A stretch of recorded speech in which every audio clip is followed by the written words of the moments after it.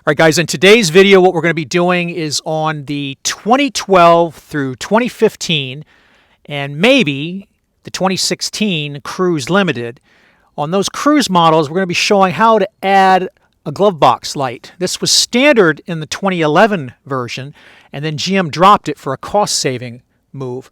But we're going to show you how to add that back to the 12 through the 15 and maybe the 16 Cruze Limited. I haven't actually looked at the Cruze Limited, but I'm pretty sure it's similar enough that this might apply. So let's get started on that.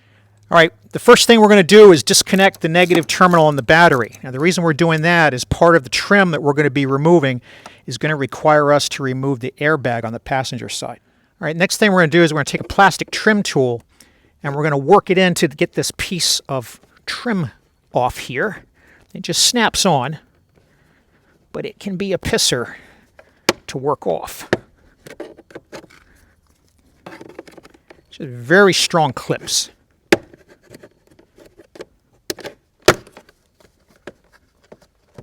All right, so you just got clips like this, and they've got little snaps in here. So you want to make sure none of them broke. If you got broken ones, you probably want to go to the salvage yard and pick up a replacement. We did that so we can get access to this 7mm screw here, and that's the first one that we're going to remove. So we're going to take this 7mm off here, and then after we get that, I'll show you the next few. All right, guys, if we zoom in right here, there's a little retainer that's inside the glove box, and on the other side, there's a tension wire. And what we're going to want to do next is we're going to raise up the box a little bit so that we can twist this straight and slide it out. Just like that, right? And slowly let it back. And what that'll allow us to do then is we'll be able to squeeze the sides, each side of the glove box, and pull it off the hinge. When you squeeze it, you're getting these little rubber stoppers on this side and this side to let go, and that'll allow us to get it out of the way. And then here and here are the next two 7mm bolts we're going to remove. There we go. All right, the next two bolts are like this one here. They're way down on the bottom, and they're kind of obstructed with the airbag assembly, which is why I mentioned we're going to have to take this off. There's one here in this back corner, and then there's another one right over here in this corner. Same deal. So let me get repositioned. I'll show you how to remove this lower bolster airbag here. All right, so to get access to what's holding the airbag, right underneath this area, you can see there's another 7mm holding this piece of trim plastic, and there's one just like this on each side, and it's black oxide in color.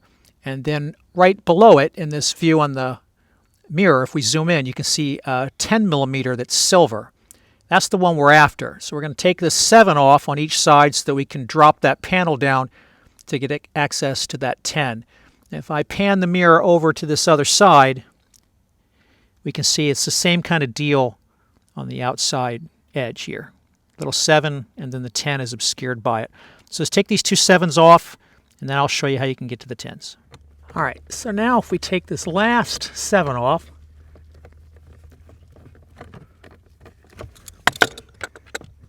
this piece of trim drops down out of the way.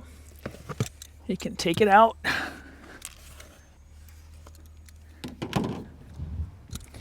And now we have direct access to those 10mm bolts that we saw in the mirror shot. Now we might be able to see them if we drop the camera right down where my finger is down here.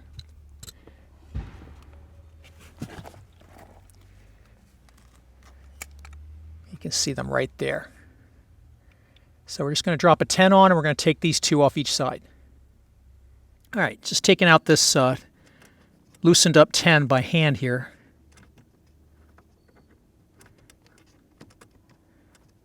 Thought I had him out further than this. There he comes. All right, so there's those two 10s on either side. Now with that out of the way, you see there's some tabs here and here. We'll be able to just unhook this guy. Just like that.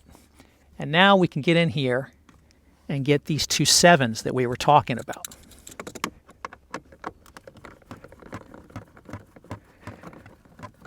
So it's a lot of work, guys, but we're almost there. All right, so there's that one. And then there's this one right here.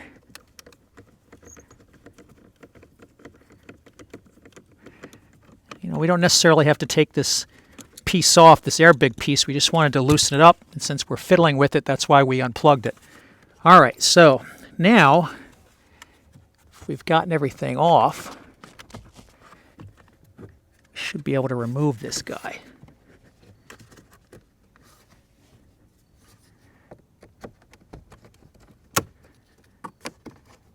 Just like a piece of trim.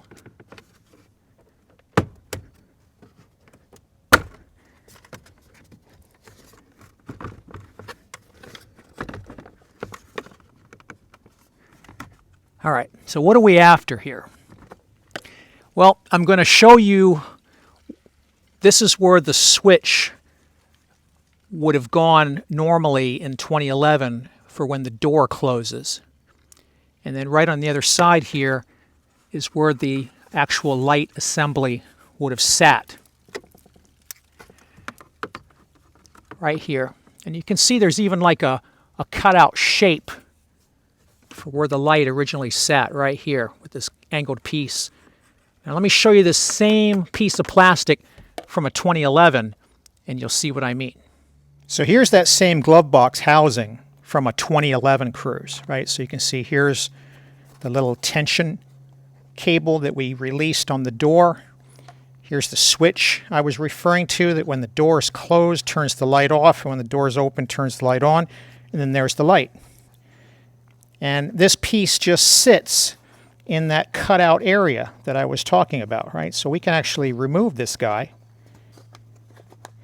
to get a better view of that, right? And so there's that exact cutout.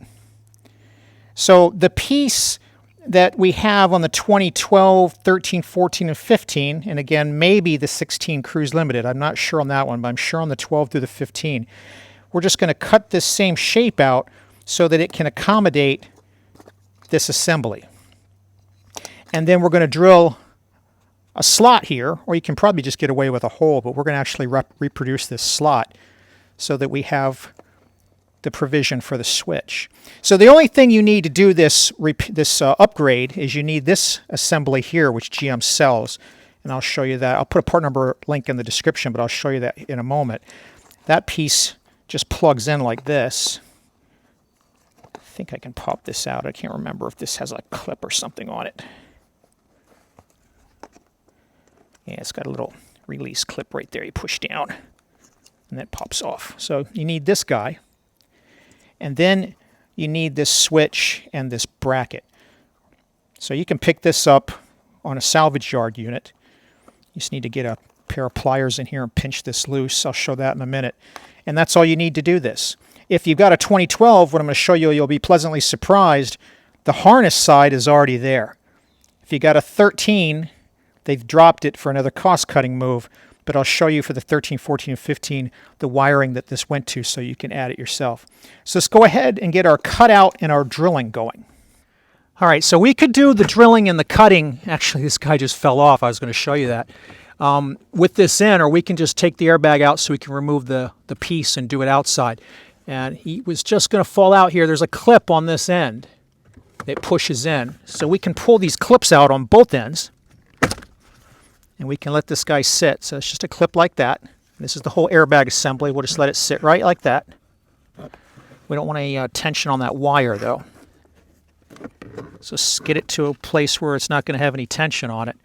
And then we can actually remove this whole piece. All right, after you get the airbag set aside, you got one more 7 right there in the middle that we'll want to take off, and then we can remove this piece.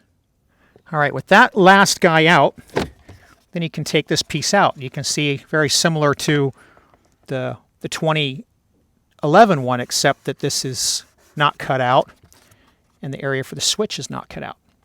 So let's cut these out and put our pieces in, and you can see here's where the bracket's going to snap in. All right, so just like I showed before, this cutout here is what we're going to replicate down here. And then if you zoom in, right, you can see the outline is already there. So I'm not necessarily going to show you doing the whole thing, You just want to get yourself something sharp enough to go through this plastic. It's not very strong, as you can see. We've already cut this bottom piece here. And you go very slow so that you can control the blade and don't go too far, right? And this is all we're going to do. We're going to keep doing this until we get this whole area cut out in the shape that's already molded in. All right, just going to show you the last final few cuts here, guys. And again, you know, just want to be very careful and control the blade so that you don't do anything more than you need to.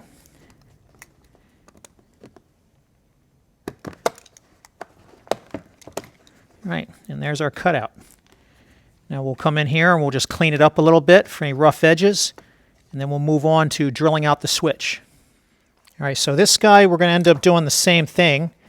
I thought about drilling it out, but because of the molding shape, it actually will be easier just to cut it out, just like we did the other piece.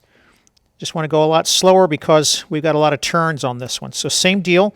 We'll start with a box cutter like this, then we'll switch to an X-Acto knife. All right, guys, I'm just continuing on now with the X-Acto knife. And the technique I'm using to get these corners is I'm just using this long tip of the X-Acto knife just to pierce and release, right? We just want to make a series of dots. And then if we flip her over, you can see once we connect all those dots, we get a rough cutout matching the shape. Now we're just going to have to clean up the rough edges, and then we'll install the fixture. All right, so I'm going to go to this 2011 one. I'm going to take some long nose pliers. I'm going to pinch this little bracket in here. Right? Maybe this is a better view for you so that we can extract it intact.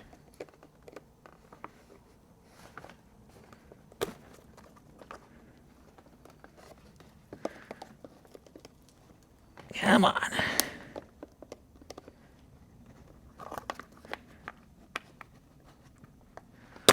All right, so we got that off. Now we're going to take the built-in harness off, and we're going to snap this into our 2012 piece rather. Now we're going to take our switch, slide it into the hole we've cut out. Actually, I think we need to come up like this.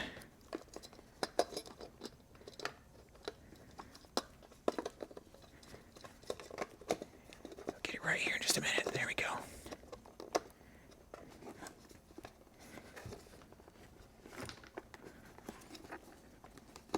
And assuming we didn't miscut it,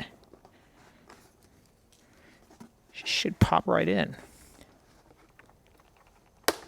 There. All right. So we're all set now. Take this piece, plug it into the lamp assembly, lamp fixture, whatever you want to call it.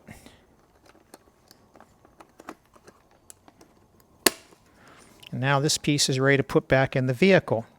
So let's go back and show that now. Actually, guys, I actually snapped this in backwards, so you want to have it in this direction with the connector coming in from the harness facing in towards the vehicle. All right, so guys, if you've got a 2012, you come up here and you look at this top harness above where you put your cabin air filter in. We're just going to take an X-Acto knife here, and we're going to cut this white tape, because held up with this white tape is the connector for your glove box light. And if you got a 2012, you're done.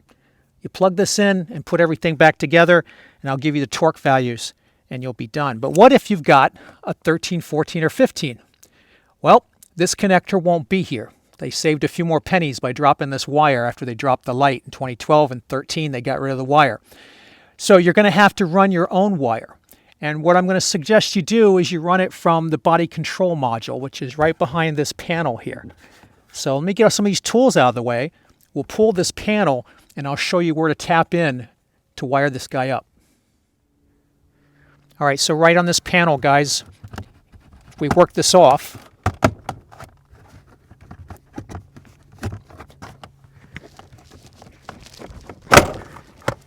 It's just held on by these metal clips like you see right here, going in here and here. And there's another one here. And then there's also one down here. And then at the very end, there's a little piece that fits in down there. And what you'll find is there's a body control module right here, right in the bottom lower part here. So that's one thing to note before I show you something else. The other thing is if we take a look back at the fasteners we removed, you see this one that we took off at the end to remove the whole glove box housing assembly, this copper plated nut. There's one here. There's one here. There's one here. Any of these would make a good ground point for wiring up this light, right? Because this is part of the metal frame. It'll be grounded. Similarly, there's a metal piece back in here. This is probably your best bet. Put an eyelet here. Run the wire back up over here when you put the bolt on. But let me show you where you can get positive power.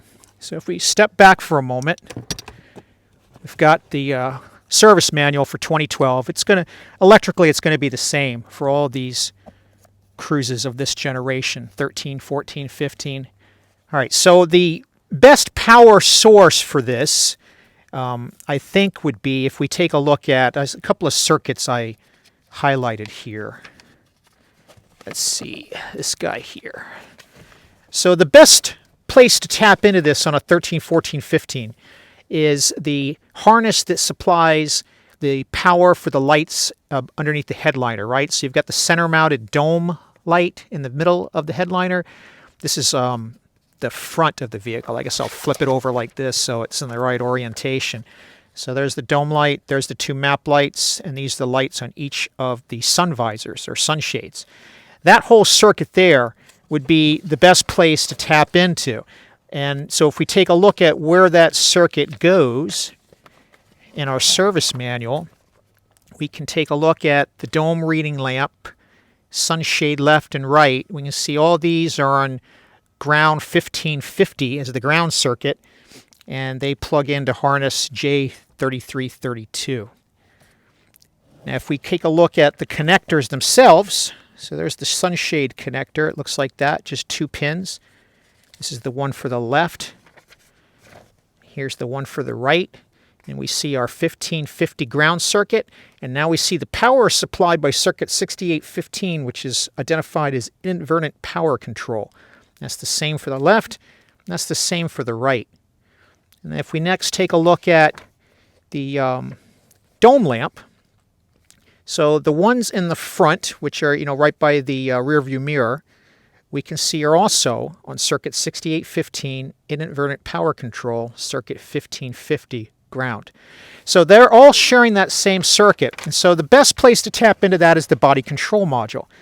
And so if we take a look at the body control module, it starts on this page, and we go through all of the different connectors on that. And by the way, a lot of these have battery positive. You might think, well, why don't I just tap into that? And you want to use this invertent power control, because what the body control module will do is if something is drawing current on that particular circuit after the ignition switch is turned off, I think it's after 40 minutes or so, 30 to 40 minutes, it'll shut that circuit down to protect the battery and prevent you from completely draining it. So that's why we want to tap into that. And we can find the invertent power control on connector X7.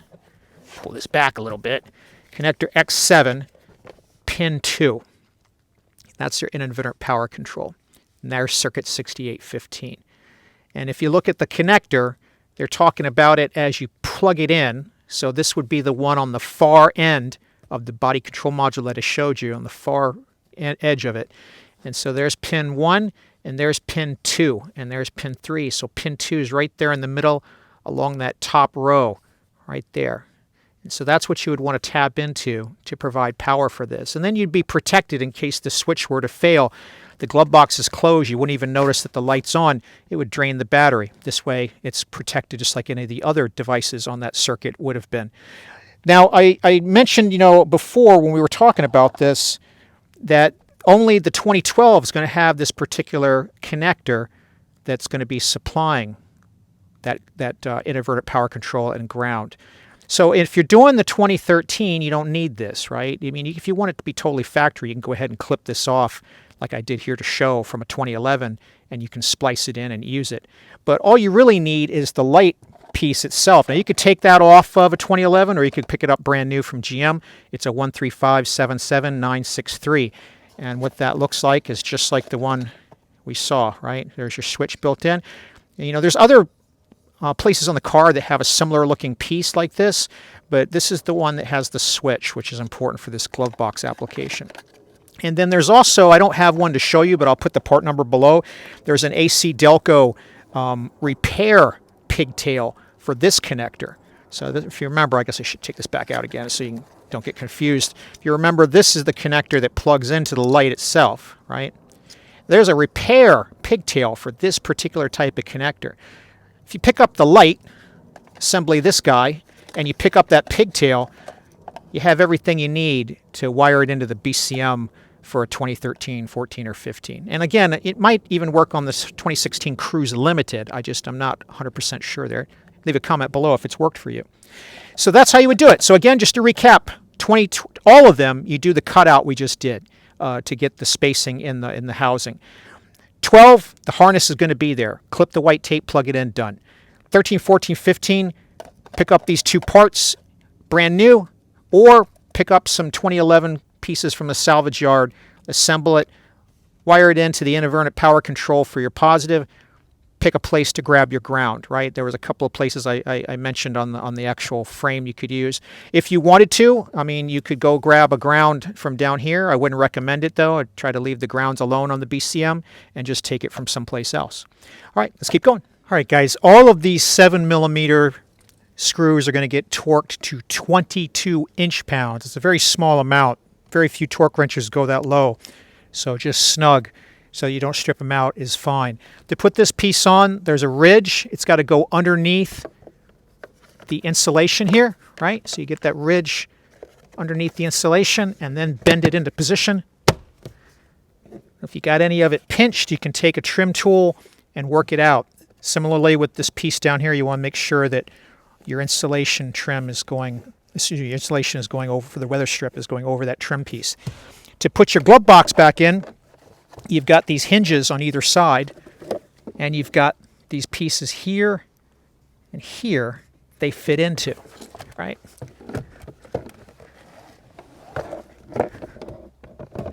So you're going to get those hinges on those pieces, and then you're going to press in just like you did at the beginning to put this back in here. And then what you want to do is grab our little tensioner cable. I forgot to grab that. Grab your tensioner cable, then push it in there, and then run that into this hole, like so. And that's all put back in. So we'll hook the battery back up and we'll test it out. The two 10mm that hold this lower airbag in get torqued to 89 inch-pounds. So let's power it up and make sure she works. All right, guys, we've got the battery hooked back up, and as you can see, hopefully you can see with the light, we got the glare from the sun, we got it working, right? So when the door closes, the switch shuts it off, and when the door opens, the switch lets it come on. So that's it. I hope you found this useful or interesting, and it lets you do something for your Cruze to do this kind of an upgrade. This is easy on the 2012, easy peasy, because the harness is already there. Everything is the same on the cutouts for the 13, 14, and 15, but you're going to have to run your own battery power and ground to this connector. Like I said, I'll put the parts in the description below that you can order, or you can pick them up from a 2011 at the salvage yard. You can either put the whole piece in, like I said, or just the sub pieces like I've shown here. If you got questions, leave them below. I'll try to help. If you've got comments or you got feedback, I'd love to hear it below, especially if you were able to do this on a 2016 Cruze Limited. Very curious if the layout is the same as the 12, 13, 14, and 15 models. If you found anything valuable about this or entertaining, go ahead and hit that like button and pay it forward. I'd really appreciate it. And as always, thanks for watching.